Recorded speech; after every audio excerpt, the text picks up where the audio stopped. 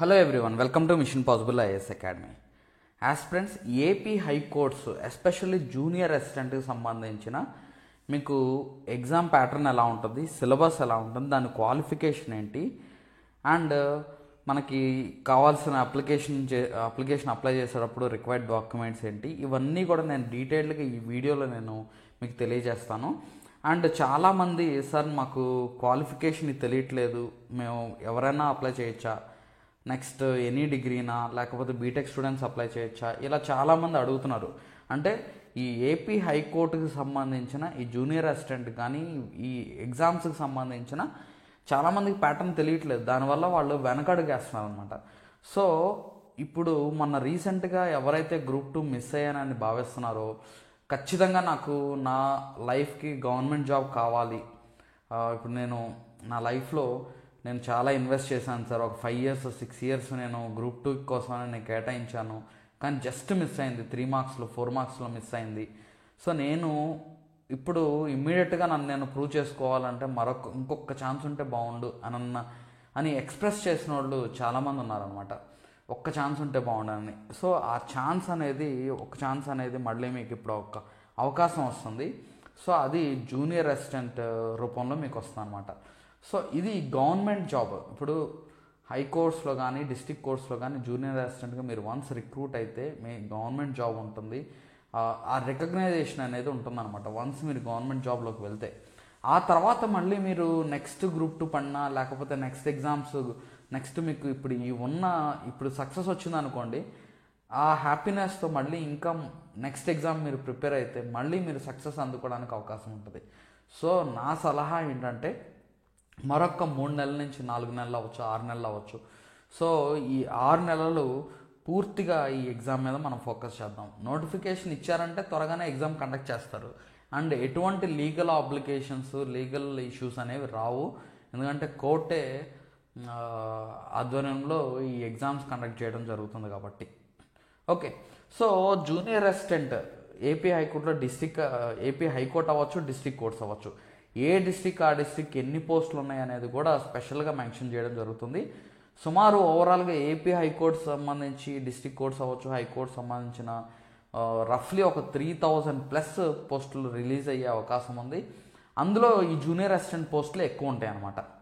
So ఈ junior assistant పోస్ట్కి కావాల్సిన క్వాలిఫికేషన్ ఏంటంటే ఎనీ డిగ్రీ, ఏదైనా డిగ్రీ ఉంటే సరిపోతుంది క్వాలిఫికేషన్. ఓకే, తర్వాత మీకు బేసిక్ నాలెడ్జ్ ఇన్ కంప్యూటర్, అంటే కంప్యూటర్ ఆపరేషన్.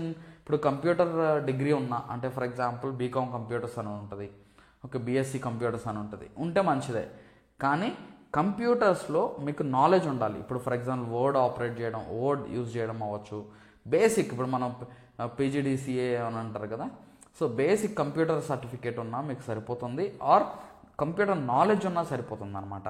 సో దీని ఏజ్ వచ్చేసరికి, సో ఎనీ డిగ్రీ అనేది మీరు ఫిక్స్ అవ్వండి, మీరు బీటెక్ చేసినా కానీ మీరు ఎలిజిబులే. సో నేను ఎందుకు చెప్తున్నానంటే, ముందు ఒక గవర్నమెంట్ జాబ్లోకి ఇమ్మీడియట్గా మీరు ఎంటర్ అవ్వాలి. సో గవర్నమెంట్ జాబ్లోకి ముందు ఎంటర్ అయిన తర్వాత దెన్ మీరు లీవ్ పెట్టుకొని చదువుకోవచ్చు, మీకు ఒక వెసులుబాటు ఉంటుంది. ఒక 6 నెలలు సంవత్సరం పాటు పని చేసుకొని మీరు లీవ్ పెట్టుకొని చదువుకుంటే మీకు ఒక వెసులుబాటు ఉంటుంది అనమాట. నెక్స్ట్ లెవెల్కి రీచ్ అవ్వడానికి అవకాశం ఉంటుంది. నెక్స్ట్ ఏ నోటిఫికేషన్ ఇచ్చినా దానికి ఎలా మీరు ప్రిపేర్ అవ్వాలనేది మీకు ఒక క్లారిటీ కూడా వస్తుంది. సో దీనికి ఏజ్ వచ్చేసరికి 18 to 42 ఏజ్ అనమాట. అయితే ఏజ్ రిలాక్సేషన్ అనేది ఎస్సీస్కి, ఎస్టీస్కి, బీసీకి, ఈడబ్ల్యూఎస్కి 5 years ఏజ్ రిలాక్సేషన్ ఉంది, అండ్ పీహెచ్కి వచ్చేసరికి 10 years ఏజ్ రిలాక్సేషన్ ఉంది. ఓకే, అంటే ఈ ఎవరైతే ఏజ్ రిలాక్సేషన్ క్లెయిమ్ చేస్తున్నారో వాళ్ళకి 5 years ఏజ్ రిలాక్సేషన్ అయితే ఉందన్నమాట. నెక్స్ట్ ఇందులో ఇది కంప్యూటర్ బేస్డ్ ఎగ్జామ్ వచ్చేసరికి కంప్యూటర్ బేస్డ్ ఎగ్జామ్ ఉంటుంది. అండ్ ఇప్పుడు ఎక్కువ మంది ఉంటారు కాబట్టి రాసేవాళ్ళు, వీళ్ళందరికీ కూడా షిఫ్ట్ వారీగా ఎగ్జామ్ జరుగుతుంది, మొత్తం మీద నార్మలైజేషన్ చేయడం జరుగుతుంది అనమాట. అండ్ ఇందులో మీకు ఈ జూనియర్ అసిస్టెంట్కి సంబంధించిన ఎగ్జామ్ ప్యాటర్న్ చెప్తున్నాను.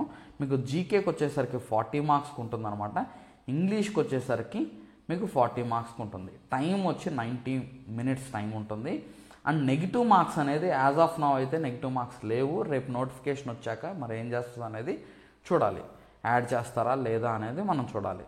Next minimum qualifying marks for open category ఈడబ్ల్యూఎస్కి వచ్చేసరికి 40%, అండ్ బీసీస్కి వచ్చేసరికి 35%, అండ్ ఎస్సీ ఎస్టీస్కి వచ్చేసరికి 30% అనమాట. అండ్ ఇంకోటి ఏంటంటే ముఖ్యంగా ఈ రిక్రూట్మెంట్ ప్రాసెస్ కూడా ఫాస్ట్గా జరుగుతుంది. అండ్ మీకు అప్లై చేసే టైంకే మీకు న్యూ సర్టిఫికేట్స్ కూడా మీరు రెడీ చేసుకోండి. అంటే ఫర్ ఎగ్జాంపుల్ మీకు ఏమేం కావాలంటే కొత్తవి కమ్యూనిటీ సర్టిఫికేట్ అవ్వచ్చు, రెసిడెన్స్ సర్టిఫికేట్ అవ్వచ్చు, అవి మీకు కొత్తవి కావాల్సి వస్తుంది. నెక్స్ట్ అకాడమిక్ సర్టిఫికేట్స్ అనేది మీకు దగ్గర ఆల్రెడీ ఉంటాయి. ఎవరి దగ్గర అయితే ఇప్పుడు ఓన్లీ ప్రొఫెషనల్ మాత్రమే ఉంది, ఓడి కూడా తెచ్చుకోవాలి, ఇంకా మేము తెచ్చుకోలేదు అనుకున్న వాళ్ళు ఇప్పటి నుంచే ఆ ప్రాసెస్లో ఉండండి.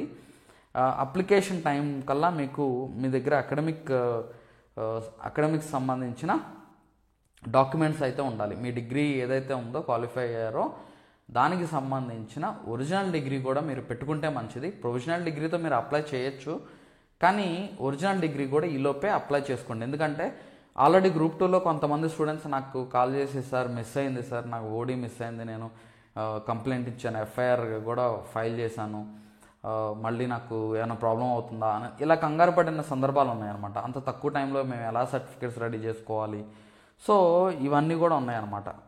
మీరు స్టడీ సర్టిఫికేట్స్ ఇవన్నీ కూడా ముందే తెచ్చేసుకోండి, ఎలాగో ప్రాసెస్ ఫాస్ట్గానే ఉంటుంది కాబట్టి. నెక్స్ట్ రిజర్వేషన్ మీరు క్లెయిమ్ చేస్తుంటే, ఫర్ ఎగ్జాంపుల్ పీహెచ్ కనుక మీరు రిజర్వేషన్ ఏదన్నా కమ్యూనిటీ బేస్డ్ రిజర్వేషన్ క్లెయిమ్ చేస్తున్నా or physically challenged reservation claim చేస్తున్నా మీరు ఆ సర్టిఫికేట్ అయితే మీరు ముందే రెడీ చేసుకోండి. అప్లికేషన్ పెట్టుకునే టైంకే మీరు రెడీగా తెచ్చుకోవాలన్నమాట.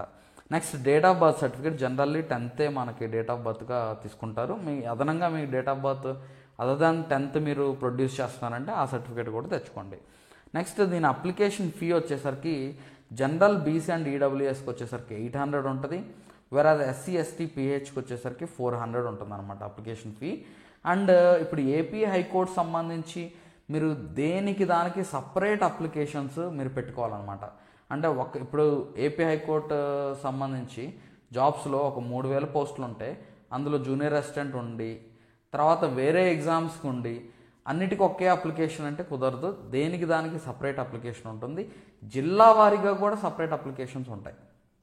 అంటే ఇప్పుడు ఫర్ ఎగ్జాంపుల్ మీరు ఒక పర్టికులర్ జిల్లా నుంచి ఉన్నారు, వేరే జిల్లా అని అంటే దానికి కూడా సపరేట్ ఉంటుంది అనమాట అప్లికేషన్.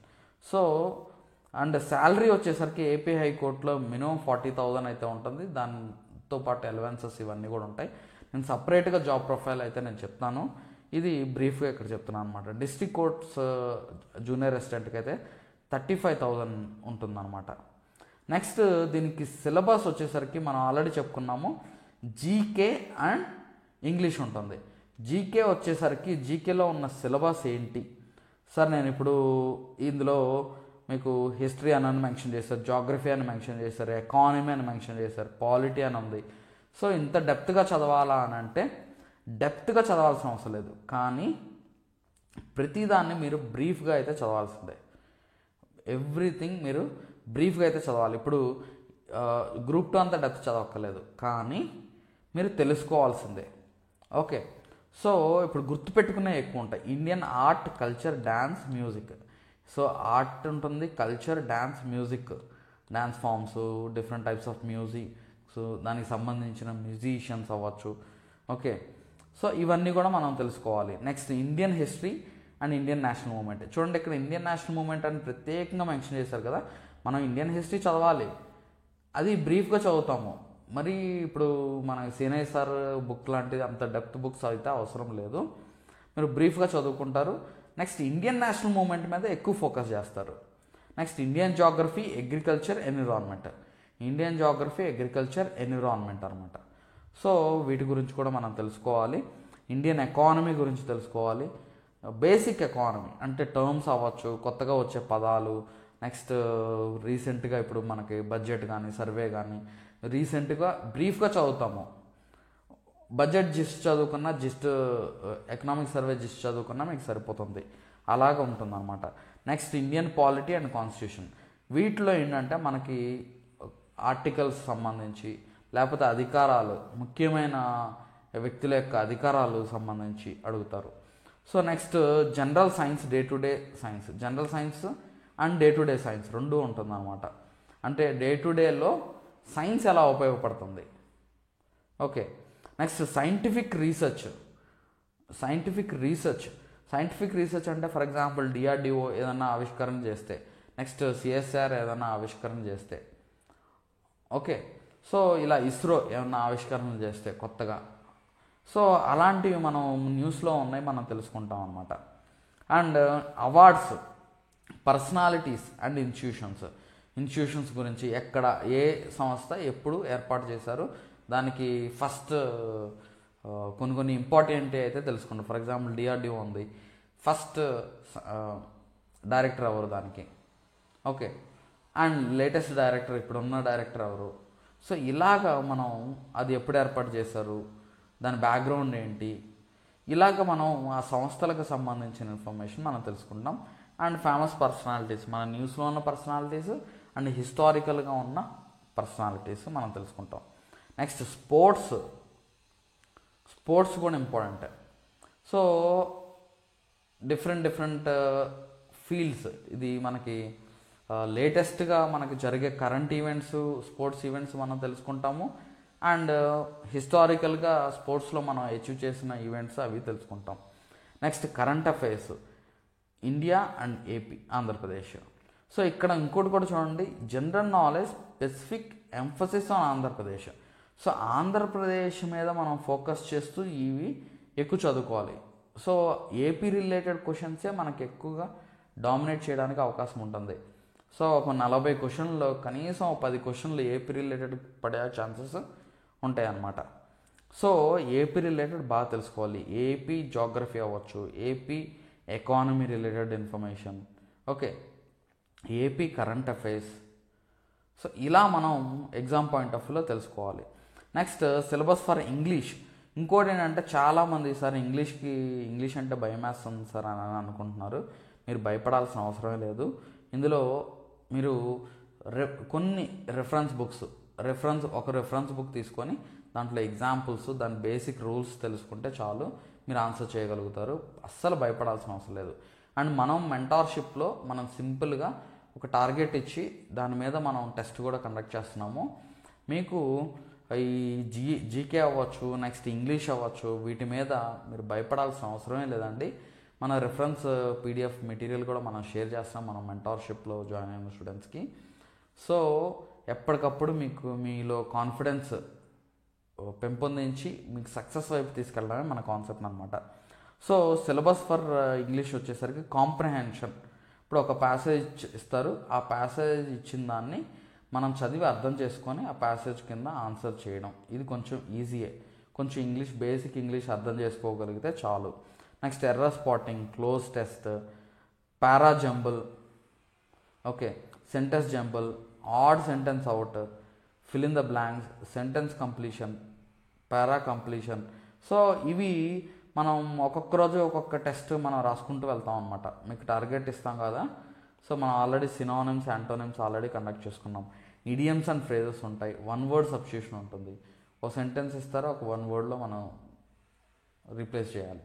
సో ఇలాగా మనం ఈ 1 word సబ్స్టిట్యూషన్ అవ్వచ్చు. ఇంగ్లీష్ మీద మనం ఈ ఏరియాస్ మీద మనం ఫోకస్ చేస్తే ఇంగ్లీష్ మీరు ఈజీగా సాధించుకోగలుగుతారు. కష్టమేం కాదు, మీరు భయపడాల్సిన అవసరం లేదు. సార్ నేను తెలుగు మీడియం బ్యాక్గ్రౌండ్ సార్, నాకు ఐడియా లేదు అని అనుకుంటే కాదు, నేర్చుకోండి. మీకు సమయం ఉంది కదా.